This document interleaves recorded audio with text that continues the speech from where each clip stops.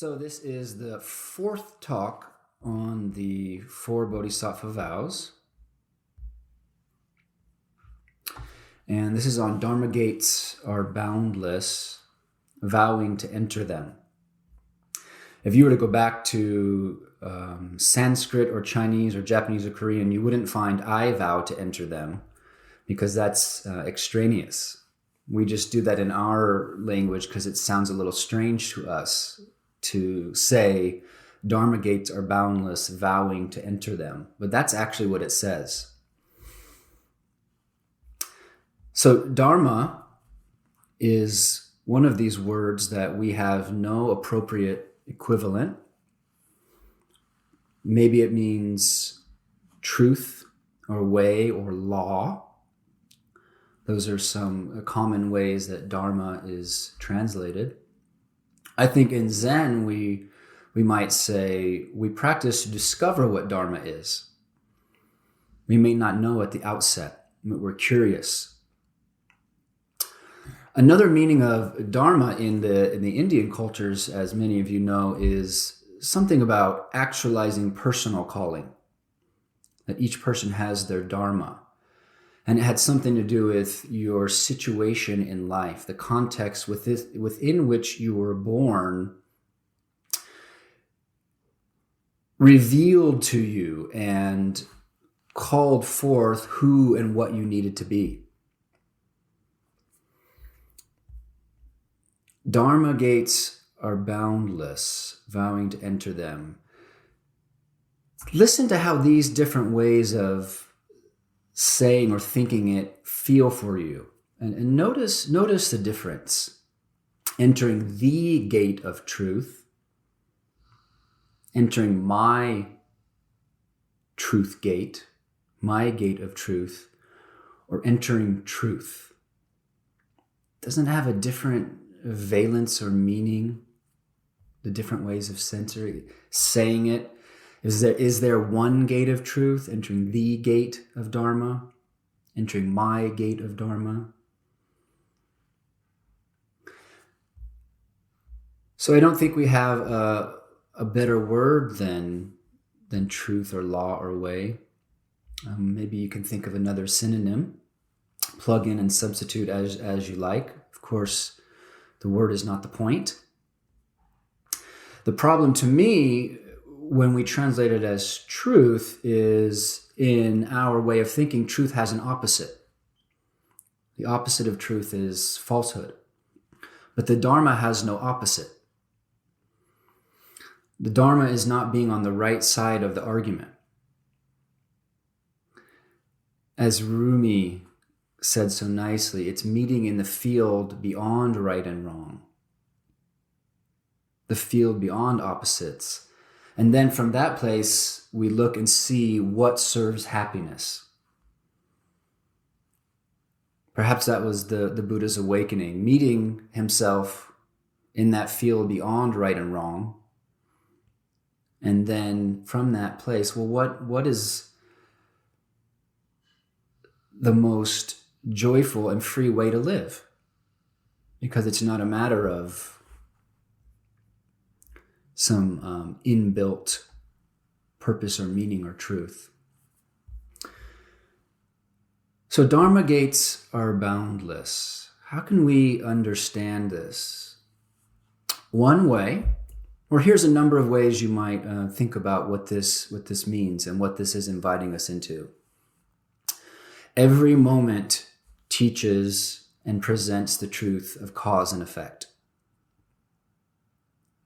Every moment. Every moment teaches and presents the nature of mind. Every moment. Every moment teaches and presents the Four Noble Truths. Suffering, its cause, the possibility of becoming free from it, freedom from it. Every moment teaches and presents either discriminating mind or its absence, where things are perfect as they stand. Every moment teaches knowing and not knowing, we're confronted with that kind of inwoven dynamic in life. And it will teach these things if we are vowing to enter. Right? So there's something about Dharma gates are boundless. It's saying that no matter what point or place or intersection or moment or mood or time in your life situation you're at, the Dharma is present there. It's being revealed. And our orientation is what calls that forth. In other words, the universe is continual feedback. It's continual feedback. Your body gives you feedback. Your mind gives you feedback. Your relationships give you feedback. They feed back your own state of mind. And your own state of mind feeds back the moment that you end up experiencing.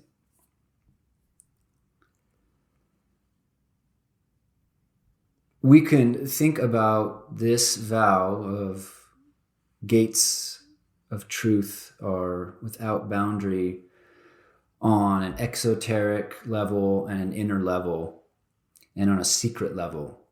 That's a tantric Buddhist thing, that all teachings have these different levels.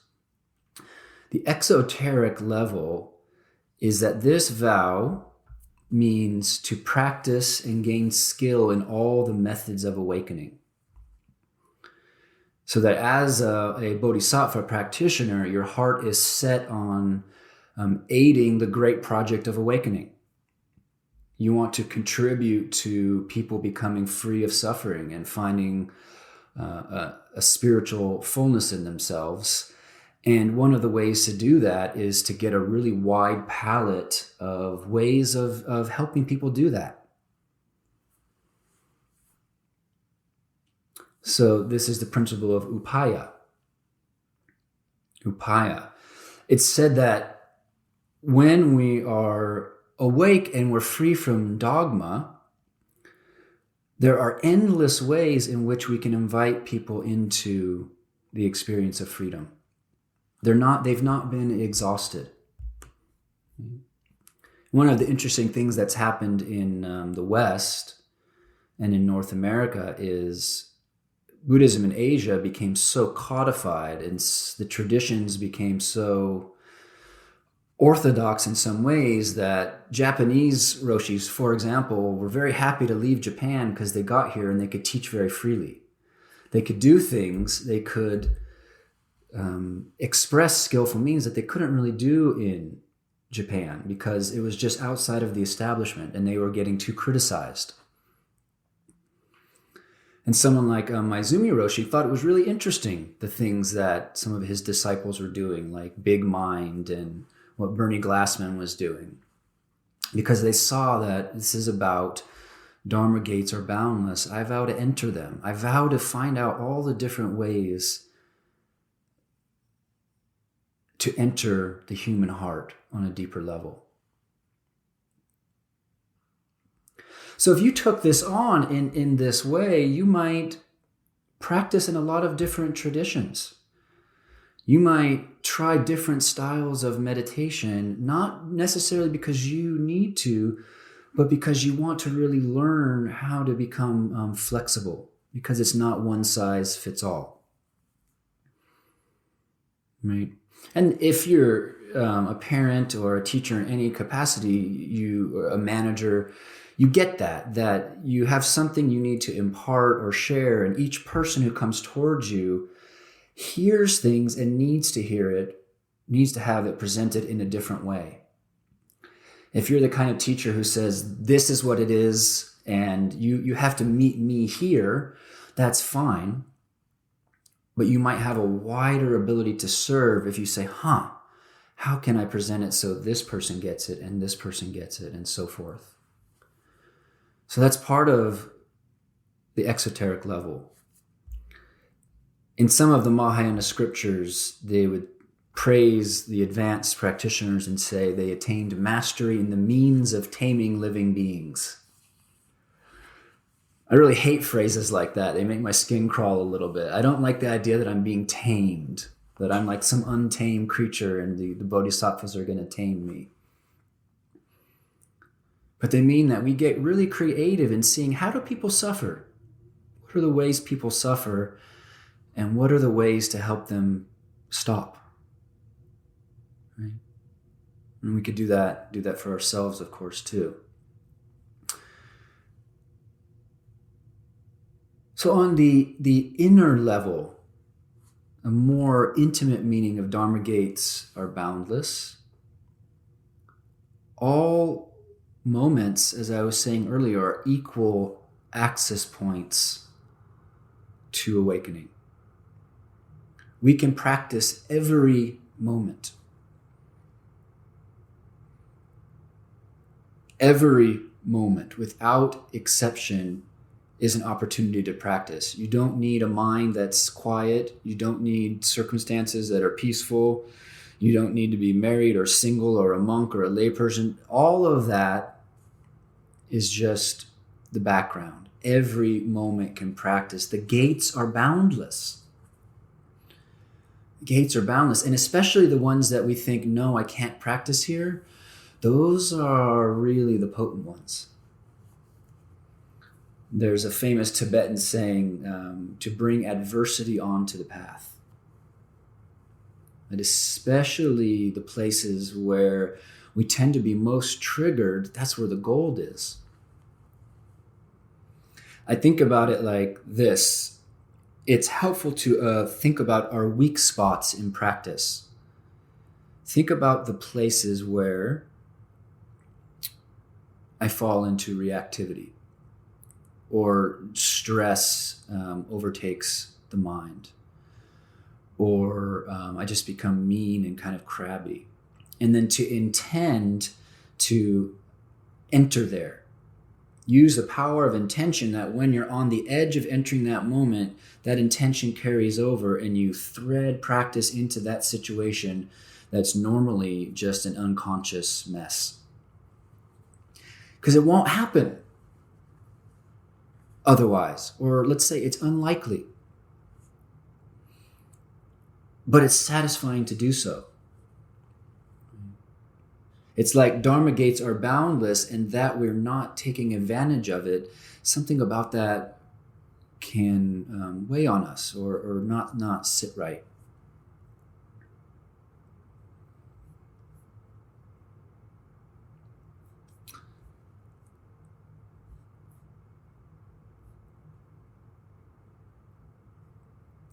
Related to this, it came to mind for me. I was working with someone earlier today, and they said, "Jogen, why are we here?" As if I knew. Right, but one of these, are they universal questions that arise for people, whether we articulate them or not, this kind of question of why are we here? And of course, many people nowadays conclude we're here for no reason. Or they turn to a book or a God to tell them why they're here. But in our practice, we have to decide why we're here. It's not that there's no reason we're here, but there's no fixed reason why we're here. It's not built into the universe. You could say you're here because a sperm, penetrated an egg and you were born. It's one answer to why you were here. But there's no Buddha in the sky looking down and waiting for us to fulfill the ultimate design. But Dharma gates are boundless. Each moment is an opportunity to see more deeply, to make meaning of life. So the secret level of Dharma gates are boundless is, this is awakening. You're already there. There's absolutely nothing to do and nowhere to go. If awakening was something that you could try really hard and meditate a lot and be a really nice person and then it would happen, that would be something that was just produced by conditions. and in time it would be swept away. But we're already walking and talking in the vast sky. The gate of Dharma is boundless. It's gateless, they say. The gateless gate. Boundless means you can't enter or depart. This is the pickle I think we encounter when we come to a certain place in meditation and we recognize, I can't do anything more. I've reached the limit of doing's virtue. Because you can't enter the boundless. You're already there.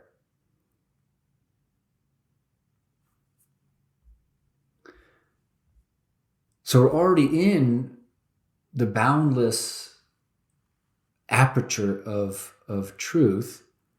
So then what does this vow mean from that perspective? What are you vowing to enter? If we're already in awakening, if we're already free on this most intimate level, do we just go with the flow?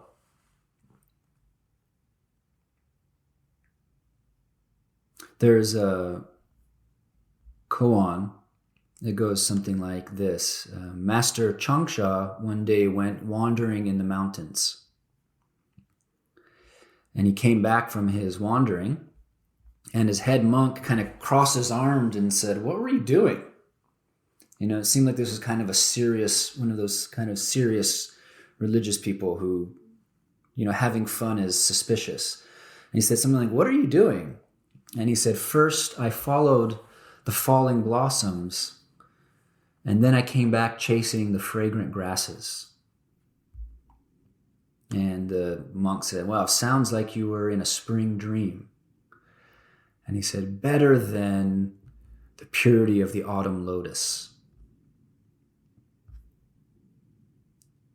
So there's something about wandering in our life that's not just going with the flow. Sometimes we're engaging choice and sometimes we're suspending it. Sometimes we have vow, we want to learn something really clear, and sometimes we're in a place of aimlessness. Sometimes we oppose the flow, we anchor down, and sometimes we float on our back. And it's all part of the Dharma gate.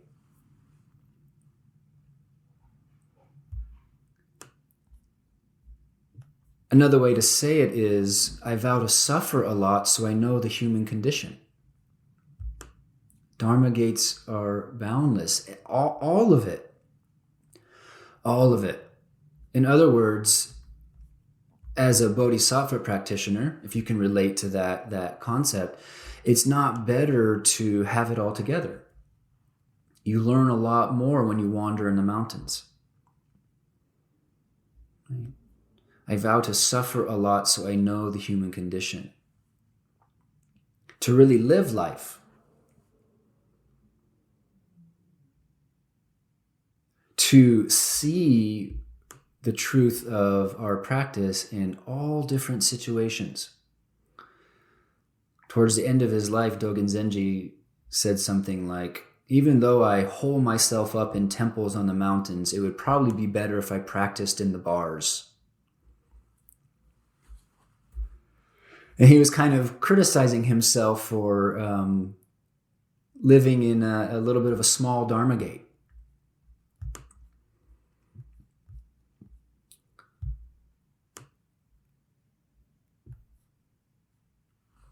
So in this view, we context our life in the desire to wake up.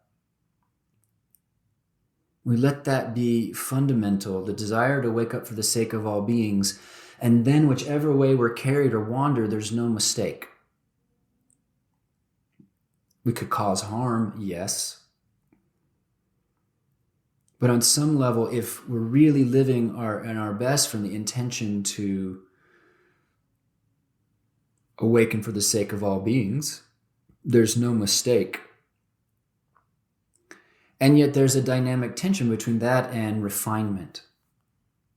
To practice and gain skill in awakening. Dharma gates are boundless. I vow to enter them. I don't take my practice as some place of nothing more to do. I'm just going to float along with life now that I've figured out how to be equanimous. No.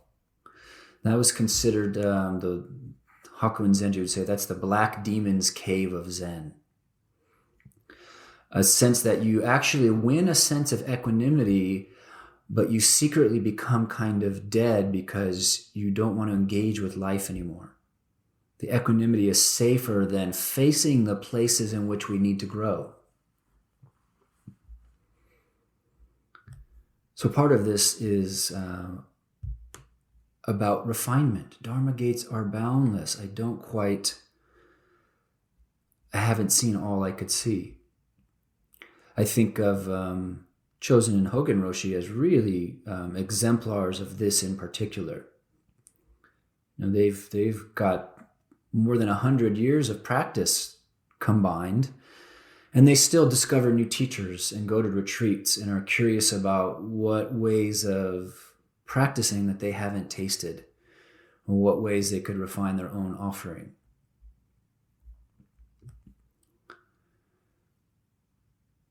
This vow comes out of a belief system that the Dharma is the ultimate medicine.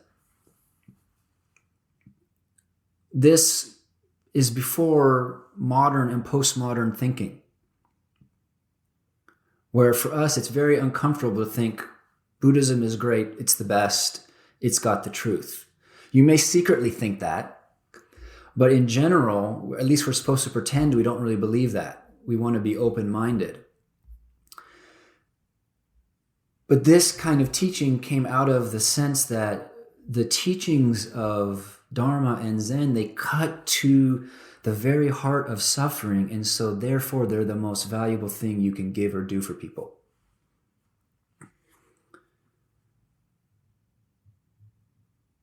So it's helpful to reflect on that, and to reflect on your own sense of what is valuable, what really benefits people. The Bodhisattva's vow, you could say, is choosing with one's own proclivities to make a life that's a gift, to make a life that somehow helps free others. What's the most profound gift we can give? What empowers people the most? What relieves suffering?